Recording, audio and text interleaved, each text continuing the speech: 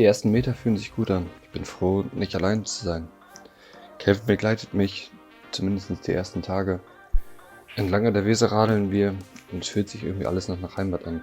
14 Kilometer von Bremen entfernt und doch irgendwie so nah und doch schon relativ fern. Es fühlt sich alles eher an wie Urlaub. Nach einer kleinen Fährfahrt von Lemwerder nach Vegesack geht's weiter mit der Reise. Die erste kleine Rast fühlt sich eher an, als würden wir eine kleine Radreise machen und sind bald wieder zu Hause. Wir fahren durch Felder und Wiesen, genießen die Ruhe und sehen auch schon den ersten Storch. Das wird nicht der letzte sein, das kann ich euch versprechen.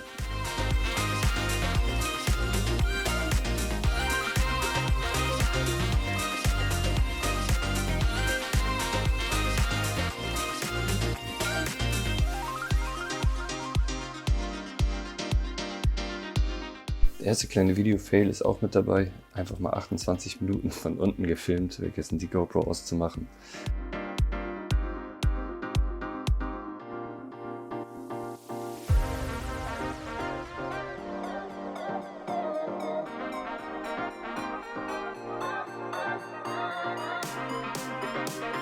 Nach knapp 100 Kilometern am ersten Tag erreichen wir den Spadener See und unsere Körperteile tun jetzt schon.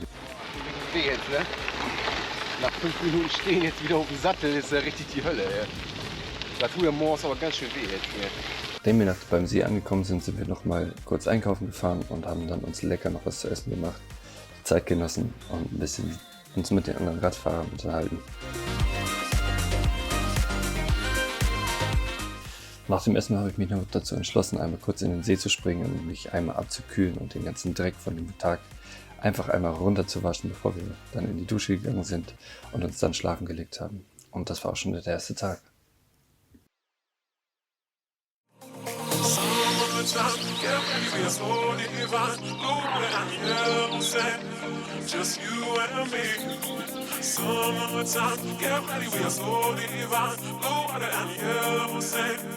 Let's live our dream. Summertime, get ready, we are so divine. Blue water and yellow sand, just you and me. Summertime, get ready, we are so divine. Blue water and yellow sand, let's live our dream. Summertime. Auf den Straßen sieht man viele neue Dinge, so wie zum Beispiel diese kleine Bahn. Am besten gefallen mir die Passagen durch die Natur, sowie durch diesen Wald.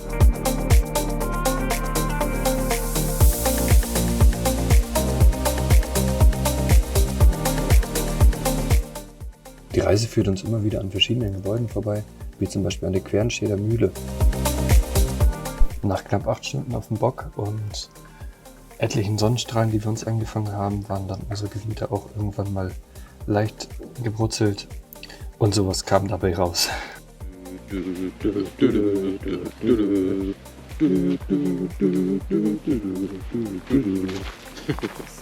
Oh Gott, die Erlösung.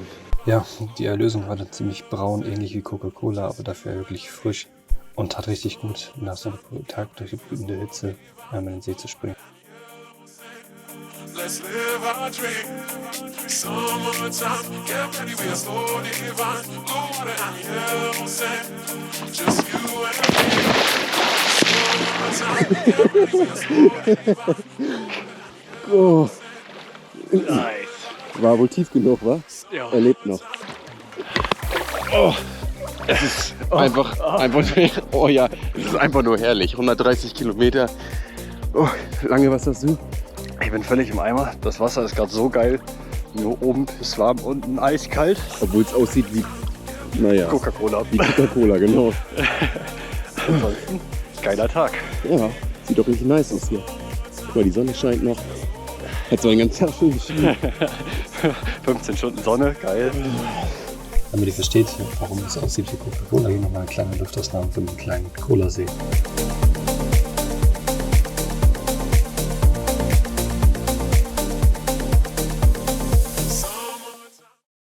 Der nächste Morgen war genau das Gegenteil.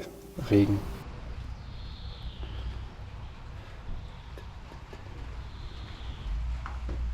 Tja, gestern haben wir uns beschwert, über 30 Grad und jetzt regnet es. Kleine Erfrischung für das Ganze. Aber ganz ehrlich, es tut mega gut. Ist das so? Richtig genossen. Ja, ich habe jetzt Hunger. Ich auch. Wann gibt's was zu essen? Papa, sind wir da? Ich muss mal. Ah gut, wir stehen vor den Toiletten. Voll motiviert, wieder richtig Energie getankt. Wetter ist gut, es ist trocken. Meine Gebete wurden erhört. Jetzt geht's nach Amsterdam. Was? Nach Amsterdam? Nee, heute geht's noch nicht nach Amsterdam. Ach so. Oder auch nicht. Naja, näher Amsterdam. Ich glaube, das wären irgendwie 250 Kilometer. Ich glaube, das wäre etwas viel heute. Ah, wir fahren auf jeden Fall zu Lies. Zu Lies, genau. Zur guten alten Lies. Ja, die Betten sind schon gemacht, hat sie gesagt. Heute muss mal kein Zelt aufgebaut werden. Geil. Wellness-Etappe. 100 Kilometer heute. Völlig entspannt hinradeln.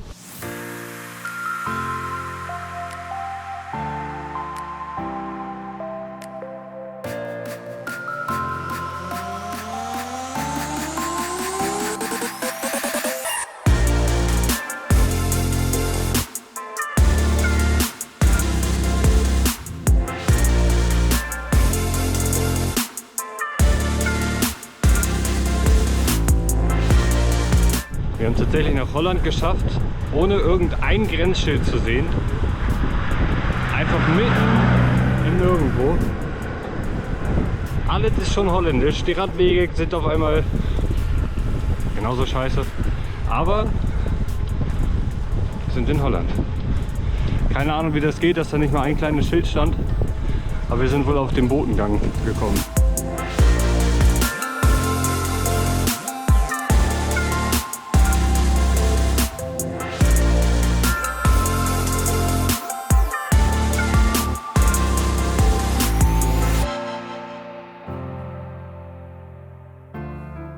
Wir haben gerade wieder festgestellt, dass in Holland sind die Radwege einfach so deluxe, die haben sogar Seitenstreifen. Ja?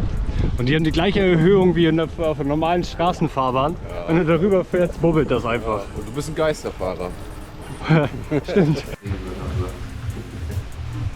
Ja, hat ein bisschen stark angefangen zu regnen, sieht nicht besser aus. Und dann wurden wir eingeladen, uns hier hinzusitzen. Ja, das nette holländische Ehepaar hat uns dann Kekse gegeben, Kaffee gebracht und wir haben uns ein bisschen unterhalten und haben fast eine Dreiviertelstunde bei denen in der Garage gesessen.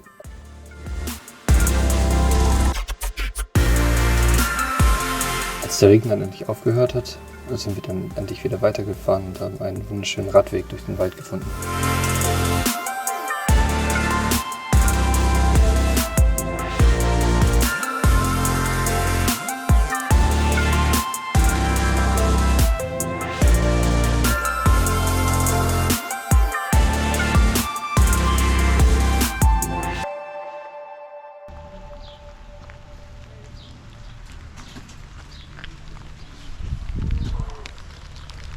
Ja, in Holland ist die ganze Zeit irgendwie schlechtes Wetter.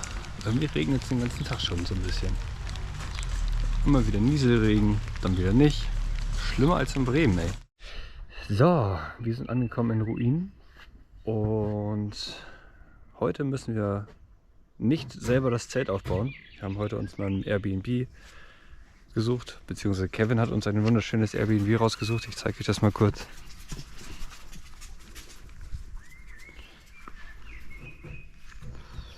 Mit schön viel Grün, hier laufen noch Hühner rum. Es gibt Blumenkohl, Eier, Kartoffeln, Karotten. Und da sind die Schlafkabinen. Oh, ich bin ganz nackig. Und, ich weiß nicht, ob man es sieht, ich habe mir direkt Landbrasen geholt. Schön Landbrasen. Direkt erstmal im Topf verbrannt.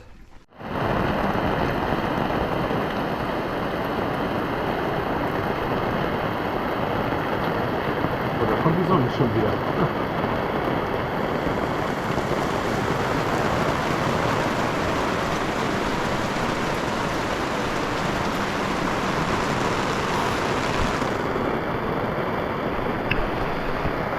Guck mal, wir haben es trocken.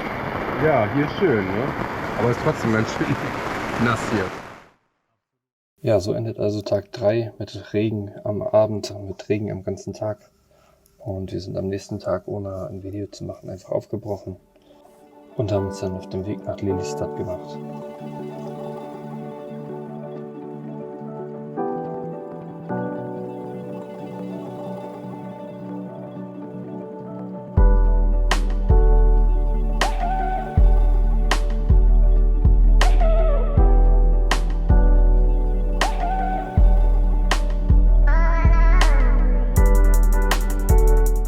Das Wetter sieht schon wieder richtig gut aus. Richtig, richtig schön. Ich zeige euch das hier. Dunkel bis zum geht nicht mehr.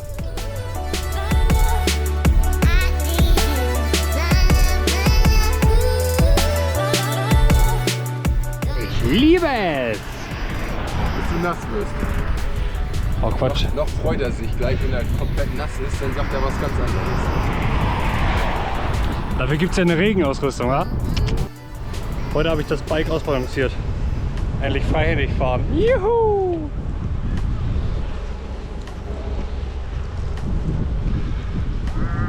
So, Lelystad erreicht. Und mal wieder Regen. Nein, Lelystad im Regen erreicht, so rum. Als wir Lelystad dann erreicht haben, hat es wieder angefangen zu regnen beim Zeltaufbauen und wir haben dann nur noch eine Zeltplane über uns gespannt und haben dann noch Spaghetti Bolognese gekauft. Ich blende euch mal kurz ein Bild dazu ein, weil ich davon kein Video mehr gemacht habe. So endete also Tag 4 wieder im Regen. Nachdem es die ganze Nacht geregnet hat, konnten wir zumindest morgens unsere Zelte im halbwegs trockenen abbauen.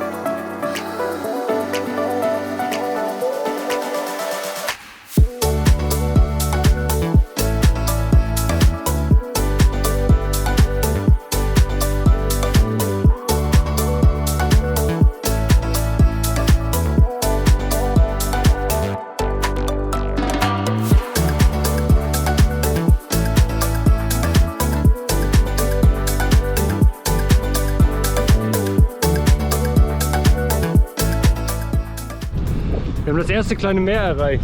Was sagst du dazu? Ja, endlich mal Wasser, was nicht von oben kommt.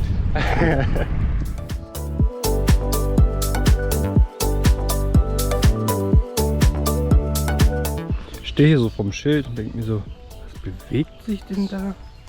Oh, Alter.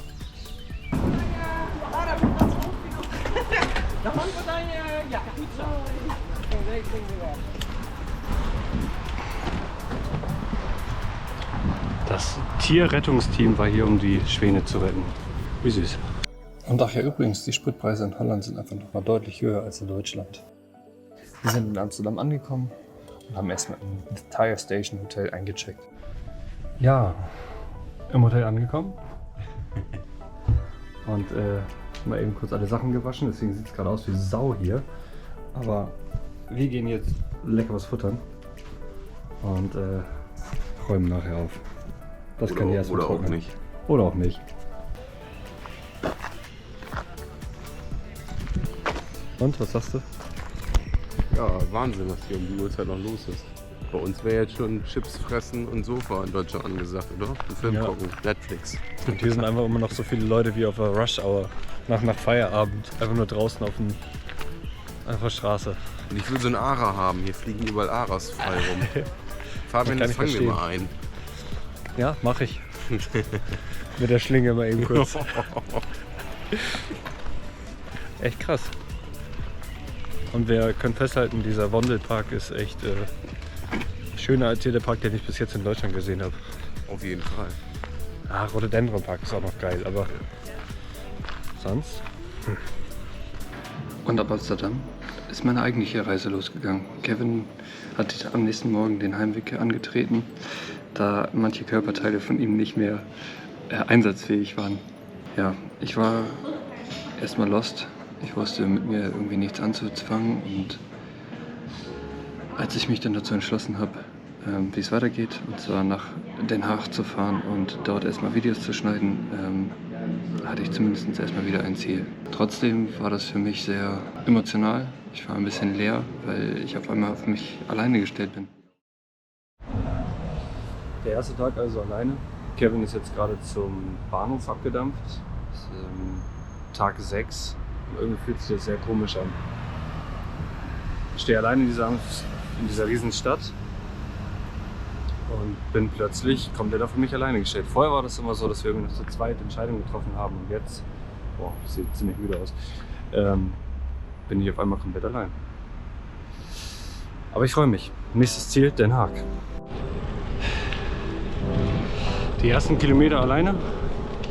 Bin jetzt aus Amsterdam raus und ja, ich bin ein bisschen wehleidig. Bin ein bisschen verloren gerade. Habe mir jetzt in Den Haag ein Airbnb gebucht, um da erstmal alle möglichen Sachen klären zu können. Mich wiederfinden zu können, einmal Orientierung wiederfinden und dann mit neuer Energie voran. Und natürlich auch das erste YouTube-Video schneiden.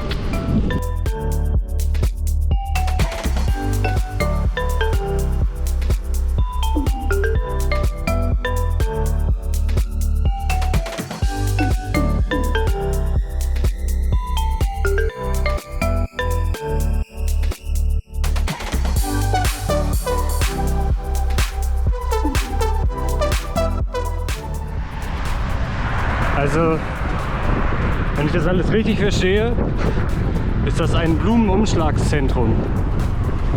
Ja, einfach 5-mal so groß wie der Bremer Flughafen. Jawohl!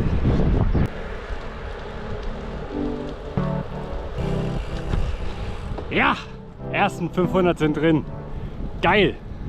Richtig, richtig geil!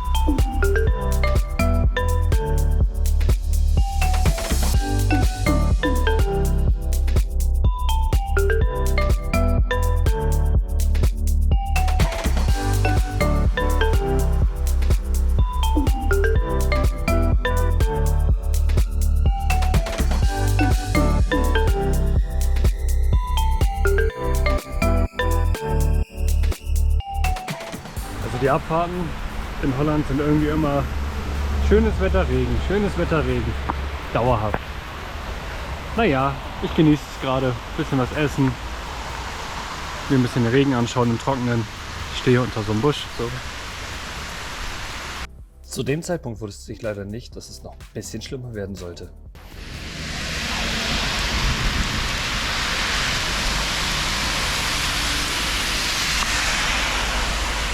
Jetzt geht dieses noch nicht ganz so doll.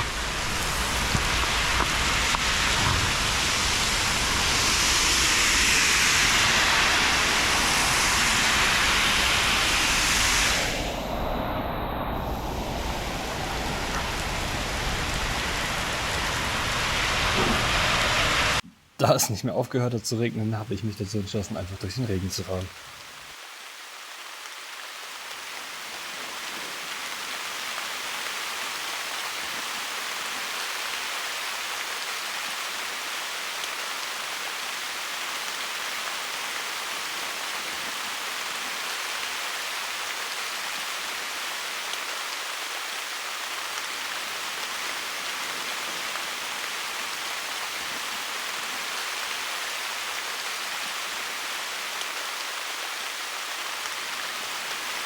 Naja, durch den Regen bin ich dann 12 Kilometer gefahren, bis ich endlich in Den Haag angekommen bin, bei meinem Airbnb, bei der lieben Daisy. Und ich musste dann 2 Stunden meine Sachen trocknen. Sie hat mir zum Glück einen Film gegeben und noch einen Wäscheständer, damit ich meine Klamotten aufhängen kann. Damit war ich auch wirklich bedient und habe an dem Abend kein Video mehr gemacht. Ich habe dann nur ein bisschen angefangen, die Karten zu basteln und ein bisschen zu schneiden. Und damit war der Tag dann für mich auch schon erledigt. Ja, vielen Dank fürs Schauen. Das war meine erste Etappe von meiner Europareise. Ich hoffe, es hat euch gefallen. Lasst gerne einen Kommentar da, abonniert, drückt auf die Glocke, gebt mir einen Daumen hoch und folgt mir auf Insta. Vielen Dank. Bis dann. Ciao.